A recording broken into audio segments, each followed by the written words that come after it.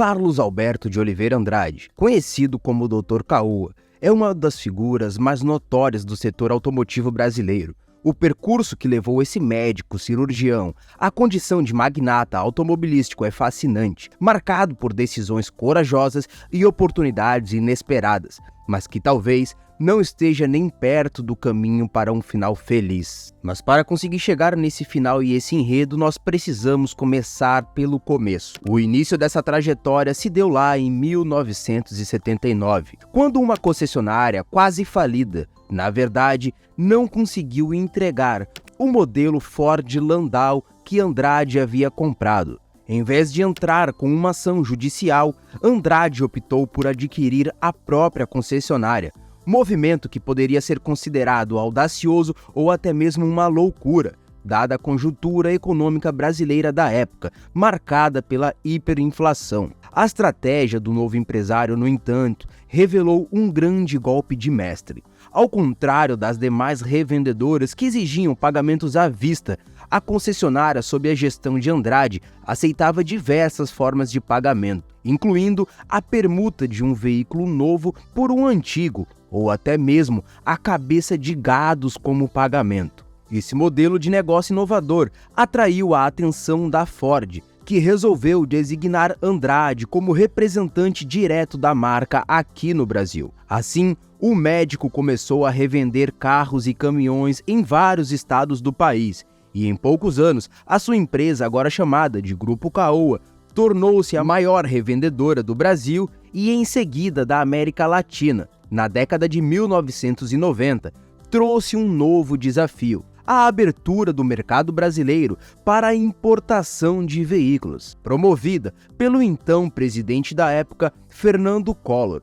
O que para muitos isso representava uma grande ameaça, mas para o Dr. Caoa significou mais uma oportunidade. No entanto, recentemente há indícios de que o império automotivo de Dr. Caoa possa estar em perigo de ruir. As razões para esse potencial colapso não são claramente delineadas ao longo de toda essa história, mas talvez estejam ligadas às mudanças nas condições do mercado, transformações na indústria automotiva, pressões econômicas ou em uma combinação de todos esses fatores. Independentemente disso, o legado de Dr. Caoa, como um dos grandes empreendedores do setor automotivo brasileiro, permanece indiscutível e lutando até o final, o que vale uma análise dos seus feitos até aqui e também uma abordagem um pouco mais clara e elaborada. O ex-médico, se é que podemos chamá-lo assim, soube muito bem se adaptar à abertura do mercado automotivo brasileiro para as importações. Ele foi rápido em estabelecer parcerias com montadoras estrangeiras recém-chegadas ao Brasil,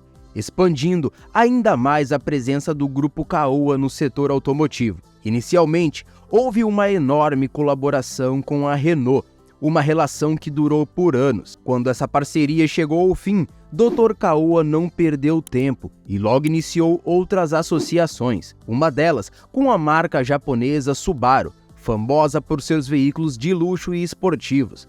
A outra também foi com a sul-coreana fabricante, a Hyundai, que por sinal sobre essa vamos falar muito mais no vídeo de hoje, que veio com o objetivo de vender carros de alto nível, mas com um custo menor do que a concorrência. A parceria com a Hyundai foi particularmente muito bem sucedida. Ao aliar preços competitivos a um produto de altíssima qualidade, o Grupo Caoa e a Hyundai conquistaram uma boa parcela do mercado brasileiro.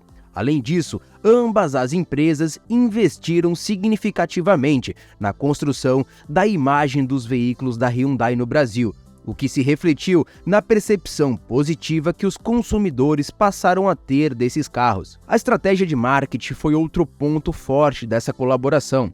As propagandas dos carros da Hyundai eram muito elogiadas, sendo inclusive notáveis pela voz imponente do narrador. Este elemento contribuiu para tornar a marca ainda mais marcante na mente dos consumidores, consolidando ainda mais o sucesso da parceria entre o Grupo Caoa e a Hyundai.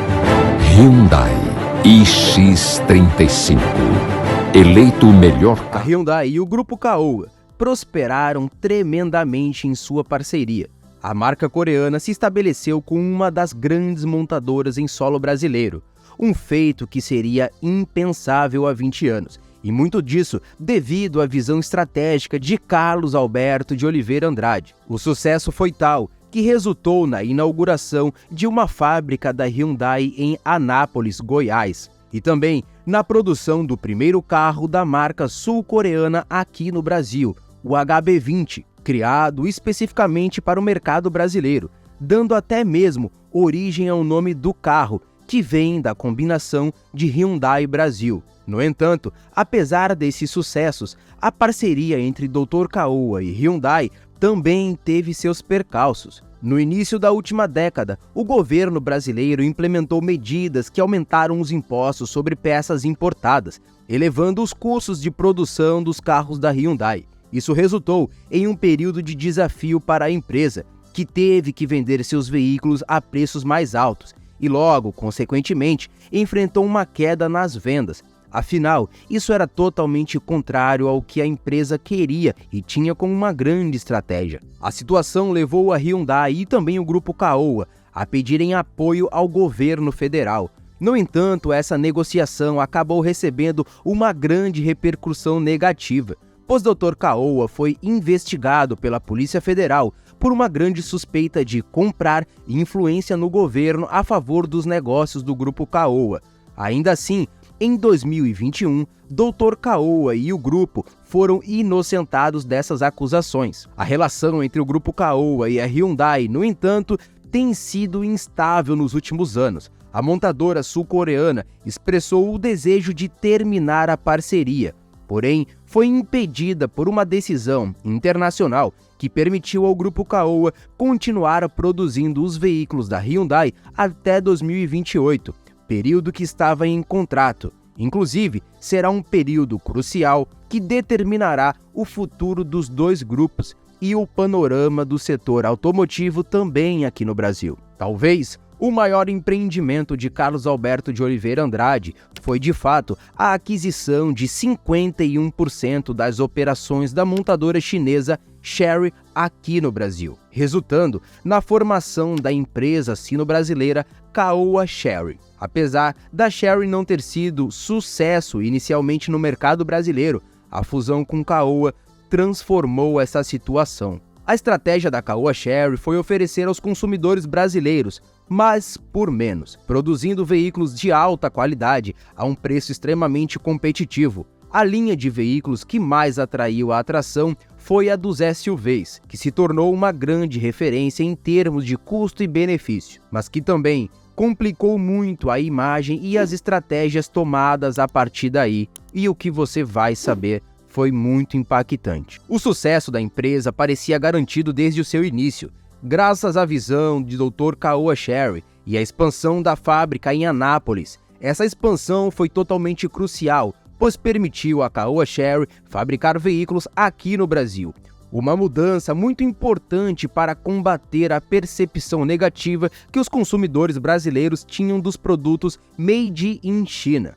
Os veículos da Caoa Chery, produzidos em Anápolis e Jacareí, eram esperados para melhorar a imagem e diminuir as críticas sobre a fragilidade dos acabamentos desses veículos. E, de fato, essa mudança parece ter surtido um efeito. Em 2021, a Caoa Chery teve um ano promissor, vendendo mais de 40 mil automóveis, representando mais de 2% do total de carros vendidos aqui no Brasil.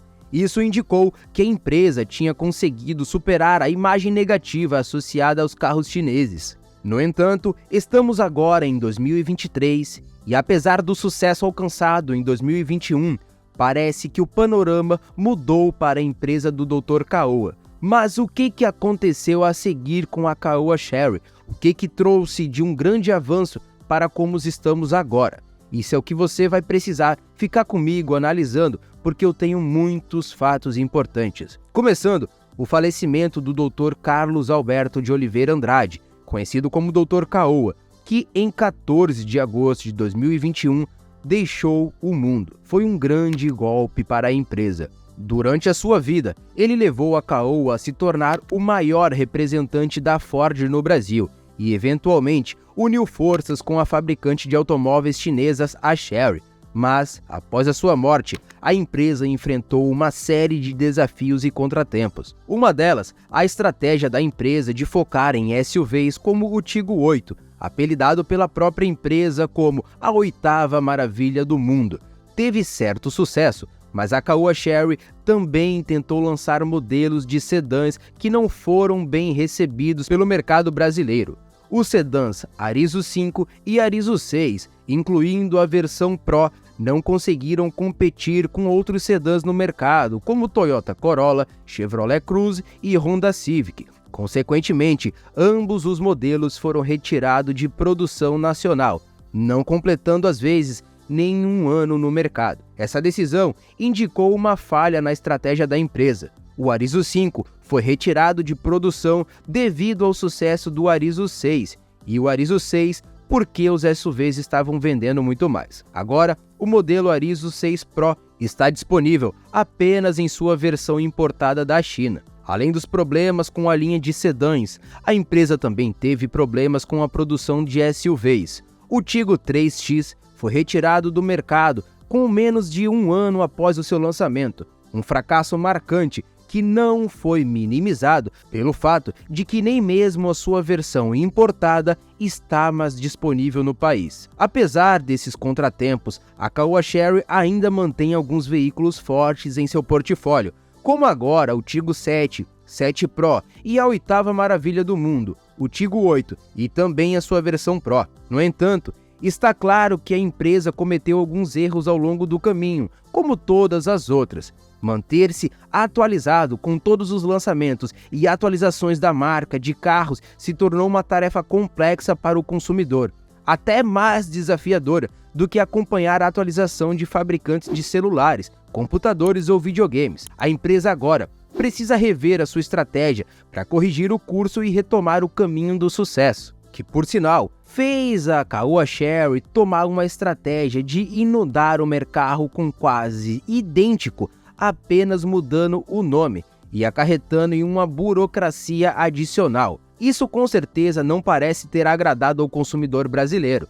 Porém, parte desse problema pode ser atribuído à matriz Chery na China, já que a Caoa, apesar de ser a controladora da operação brasileira, ainda tem que seguir as diretrizes de lançamento na empresa que fica na China. O fechamento da fábrica também em Jacareí, em maio de 2022, representou um grande contratempo. Embora a Caoa tenha justificado a decisão, afirmando que a planta de Anápolis poderia suprir as demandas, é importante considerar outros fatores como a valorização do dólar, a ociosidade de produção na fábrica paulista, a queda nas vendas e também as demissões em massa. No entanto, a Caoa anunciou que pretende reabrir a fábrica de Jacareí em 2025, após adaptá-la completamente para a produção dos carros elétricos e híbridos no país. Esta decisão com certeza aponta para uma possível estratégia de lançar várias variações desses modelos, o que pode ser arriscado considerando a resposta negativa anterior do público brasileiro a uma estratégia semelhante. A consequência da rápida introdução e posterior cancelamento da produção de certos modelos é que as peças para manutenção podem se tornar difíceis de encontrar, aumentando o custo de manutenção e diminuindo ainda mais o valor de revenda dos veículos. Após estar entre as 10 maiores vendedoras de automóveis e ter uma das maiores participações do mercado em 2021, a Caoa Chery saiu destes rankings em 2022. Isso indica sim uma contração da demanda pelos seus produtos, algo que não é consistente com a reputação da empresa fundada pelo Dr. Carlos Alberto de Oliveira Andrade, conhecido por oferecer mais a preços mais baixos. O legado de Dr. Caoa, um médico visionário que criou oportunidade em meio à crise e também foi um dos responsáveis pelos crescimentos da indústria automotiva brasileira, parece estar em risco. No entanto, esperamos que a empresa possa se reorientar, ouvir o que os consumidores brasileiros realmente desejam e honrar o legado do seu fundador ao continuar impulsionando a indústria automotiva brasileira, que, por sinal, passa por grandes alterações. Assim como a Caoa Chery errou em retirar os carros e trocar o seu foco, o Brasil vem passando por uma mudança que conseguimos ver nas ruas. Os carros novos deixaram de ser hatches e sedãs, o que aponta uma morte para esses modelos logo em breve. Mas isso é um assunto muito extenso e por isso que eu fiz um vídeo aqui no canal, onde eu falo apenas sobre esse assunto e como o jeito de consumir carros vem mudando no Brasil, principalmente a busca e o interesse que pode impactar na hora de comprar um carro já pensando em sua revenda. Então, se você quiser continuar comigo aqui no Fórmula Turbo, é só clicar no vídeo que está passando na sua tela, onde eu falo sobre a possível morte dos carros aqui no Brasil. Então já deixa seu like no vídeo, se inscreve no canal e também ativa as notificações. E nós nos vemos lá no outro assunto, clicando agora na sua tela. Eu posto vídeos novos todos os dias, inclusive te vejo amanhã.